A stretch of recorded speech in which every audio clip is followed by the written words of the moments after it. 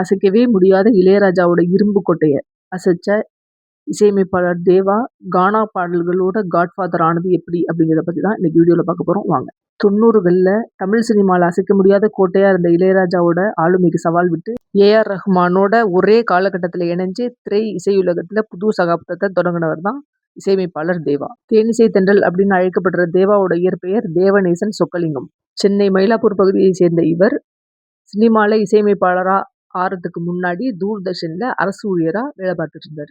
ஆரம்பத்துல தேவா சினிமாவில் இசையமைப்பாளராக இருந்த சந்திரபோஸோட சேர்ந்து தேவா போஸ் அப்படிங்கிற பேர்ல சில படங்களுக்கு இசையமைச்சார். ஆனா அந்த படம் எதுவும் சரியா போகல. அதுக்கப்புறம் 2 பேரும் பிரிஞ்சுட்டாங்க. 2 பேரும் பிரிஞ்சு போனதுக்கு அப்புறம் இசையமைப்பாளர் சந்திரபோஸ்க்கு மட்டும் சினிமாவில் இசையமைக்கிறதுக்கு வாய்ப்புகள் கிடைச்சிச்சு. ஆனா தேவாவுக்கு கிடைக்கல. அதனால வாய்ப்புகள் தேடி தேவா அலைஞ்சாரு.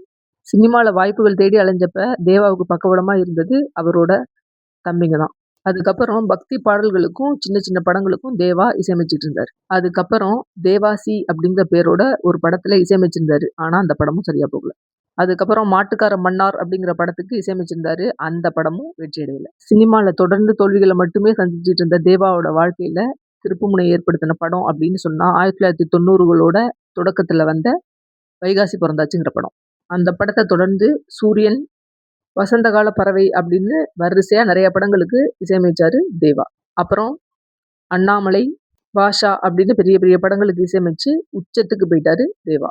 ரஜினிகாந்துக்கும் இளையராஜாவுக்கும் நடுவில் வந்த சின்ன கருத்து வேறுபாடு காரணமா அண்ணாமலை, பாட்ஷா படங்களுக்கு இசையமைக்கிறதுக்கு தேவாவுக்கு வாய்ப்பு கிடைக்குது. இந்த படங்கள் மூலமா சினிமாவில் தேவாவோட வளர்ச்சி ஆரம்பமாகுது.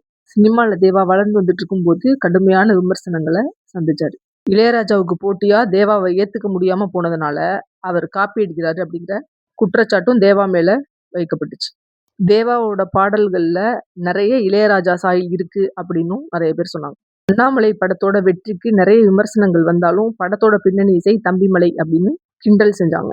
இசையமைப்பாளர் தேவாவை கானா பாடல்களோட காட்ஃபாதர் அப்படின்னு சொல்றாங்க. கானா அப்படிங்கிற வார்த்தை தமிழ் கிடையாது. கானா அப்படிங்கிறது ஒரு ஹிந்தி வார்த்தை. கானா அப்படிங்கிறதுக்கு பாட்டு அப்படின்னு அர்த்தம். நார்த்தில் இருக்கவங்க நைட்டில் குல்ஃபி ஐஸ் விற்பாங்க. அப்போது களைப்பு தெரியாமல் இருக்க தமிழ் டியூனில் ஹிந்தி பாட்டை பாடுவாங்க.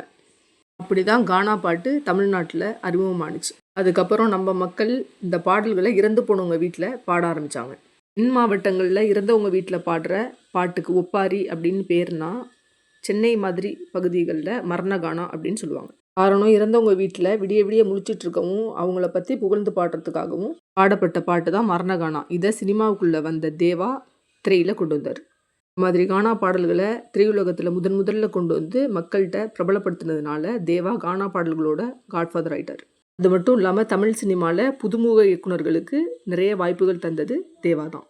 காரணம் இளையராஜா கிட்ட சுலபமாக போய் தன்னோட விருப்பத்தை சொல்ல முடியாத நிலைமை நிறைய இயக்குநர்கள்ட்ட இருந்தப்ப தேவா புதுமுக இயக்குநர்கள்ட்ட பழகின விதம் ரொம்ப ஃப்ரெண்ட்லியாக இருந்துச்சு.